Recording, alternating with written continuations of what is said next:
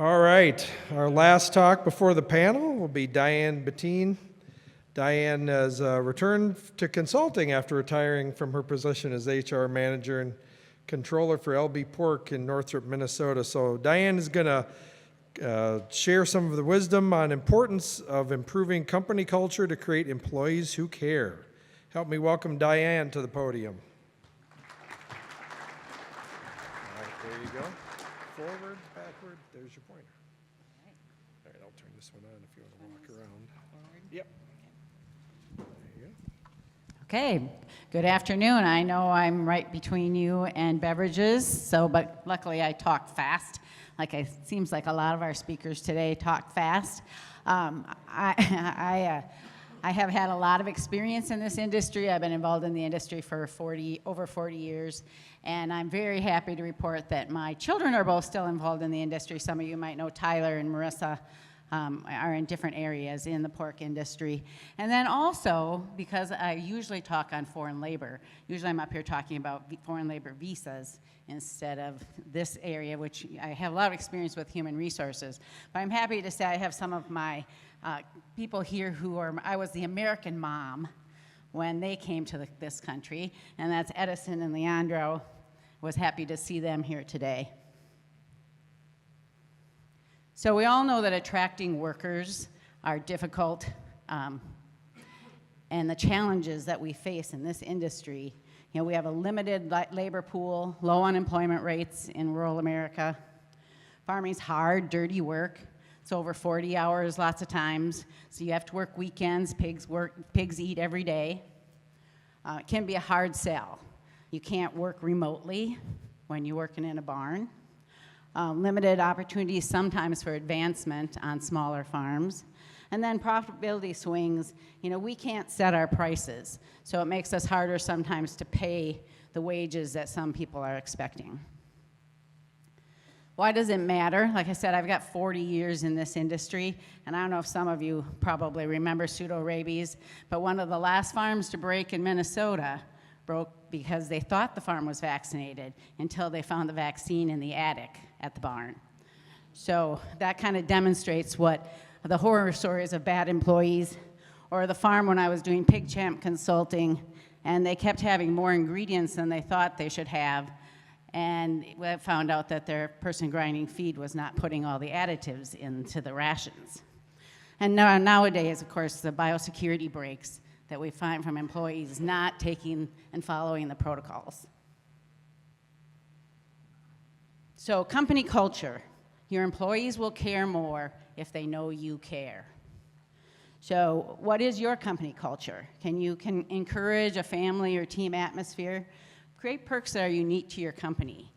Food, we can all bond around food. So bring food in for meetings, have potlucks, have cultural foods so that people can have that opportunity to bond over food.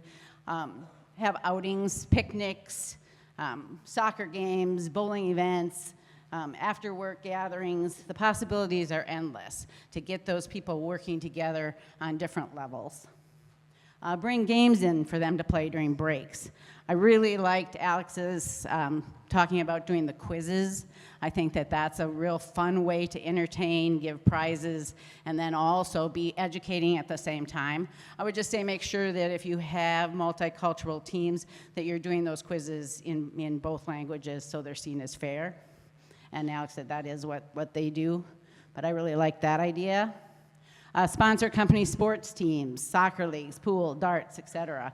Get them involved in the community. I know there's a number of companies that, they go out and they do grilling, or they do different fundraisers, or they do things to give back to the community. You can consider giving paid time off to people that give back. Take part in local festivals, parades, or pork producer groups.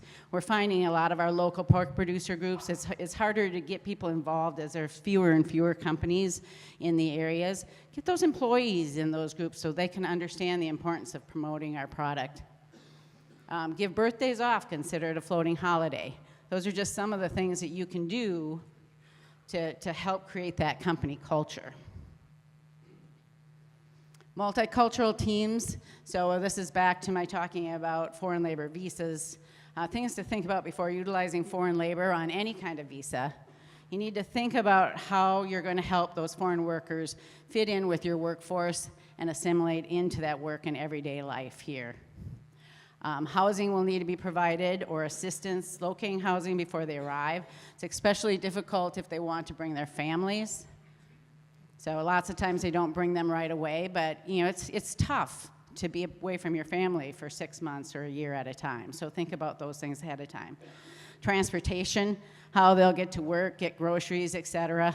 I think there might be a story Edison or Leandro might have on me taking them to get their driver's licenses, but we'll let them tell that. You'll need to help them get a Social Security number. This is their first work visa in the U.S., and possibly assist with helping them get a bank account. I mean, just those simple things that are easy to us, but maybe not so easy when you're new to this country. And also, one of the big ones I found is being in HR is most foreign workers are used to a very different situation for medical care, and they struggle understanding our expensive and complicated system. So be prepared to help them understand how things work, and that maybe you need to think twice before you run to the doctor with a fever or something, because it's expensive. Training, as some have said before earlier in the day, pair your new employees with a mentor, but make sure those mentors are actually talking to them and training them, not just saying, well, follow me. We had one of our best pig nursery guys at LB. He was fabulous with pigs, but with training, he didn't like to talk. He just said, follow me and do what I do. But they never really understood why they were supposed to be doing what they were doing. So that's important who you pick for a mentor. Have bilingual training available if needed. Make sure that they're understanding. Sometimes it's hard when you're new, you're intimidated, you're shy. They don't always want to say, well, I didn't really understand. And then they do something wrong. Well, whose fault is that if you didn't make sure that they understood? So have those bilingual materials and translators and things available. Have a culture of safety and provide training on proper use of equipment. Lots of times we see people don't think you care if you're asking them to do something that they perceive as unsafe. So make sure they're understanding the safety measures that need to be taken. Have clear duties and expectations with adequate training and reinforcement. Don't think you can train once and then they're going to know it forever. Bad habits are easily developed over time. You need to be doing continuous training, continuous reinforcement. Make that part of your scheduled training, is to continue to go over things. Make sure managers are following the proper protocols as well. Seeing people in charge take shortcuts gives employees license to do the same. So and along with that is, we all have standard operating procedures.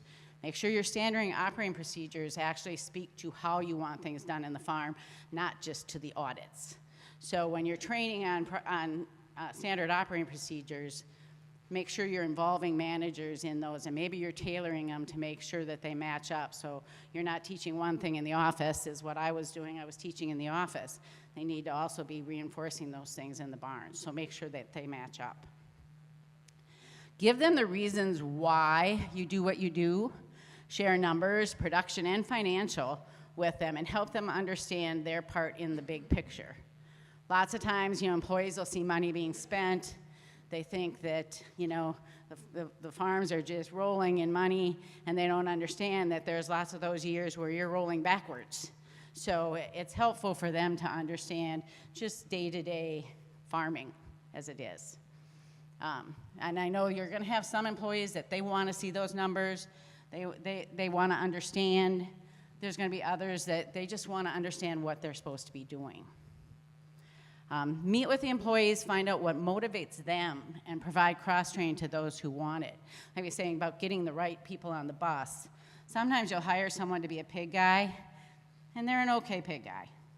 But you give them some other duties, and you find out, well, he'd be really good in the feed mill, or this person's really good at maintenance. So those are some of the things that if you do that cross-training, you can maybe find people's true strengths and get them in the right spot. Oh, and one other thing I was going to mention earlier, Another incentive you can do, like we did power washer scorecards. And so we were having a problem with power washing not being done quite how we wanted it to be. So along with the lines of doing the quizzes and giving prizes, we did power washer scorecards, and then once every couple of months, we'd give prizes out to the employees that scored the highest. It's pretty easy to do. You gotta go in and check on what kind of a job they're doing anyway, so just check it off. You score them, and then you give them prizes, and the power washing got better. So there's different things that you can use to help get the results that you want. Most important is retention. So take care of the employees on your team. Employees are hard to find, so you don't want them to bounce. Consider flexible schedules if possible, bonus programs, but make sure you're measuring the right things, that people aren't working to the bonus, that they're working towards what's best for the company. If there's opportunities for growth, outline their path so that they know what they need to do to get to that next step. Reviews, make sure you listen to what they have to say, and if you want them to fully listen to you. And then don't make promises you can't keep, because they're gonna remember. And along with that, if you're doing surveys or suggestion boxes, which are really nice to have, you can pinpoint some issues, but if you do, make sure that you're addressing that information, that it's not just an exercise in, throwing the box out there and you look at it once a year. Recognize outstanding work with awards, rewards, prizes, etc. And make sure your managers understand the importance of retention, because often employees leave managers, not companies. So continue to retrain and reinforce with your managers. Now, why it's all worth it? Work ethic will improve if employees are given the right tools and feel a part of the team. Employees are far more likely to follow rules and procedures if they know the reason why. Frame the issue in terms that they can understand. For example, I always said, we know proper biosecurity is hard work, but sick pigs are harder work. So that's why we need you to follow all those steps. It's a lot of fun. I go back to my foreign workers, learning about the different cultures. It's awesome. I had the opportunity to go to a wedding in Brazil in September. You meet friends from around the world. If you develop those relationships, they're valuable both directions. And your team can become a family, since many foreign workers don't have family here. So reach out and be that family for them, and they will pay you back in return. I always have to put up a picture of my favorite little piggy. That's my little grandson, Everett, 2 years ago on Halloween. And that's all I have, so thank you.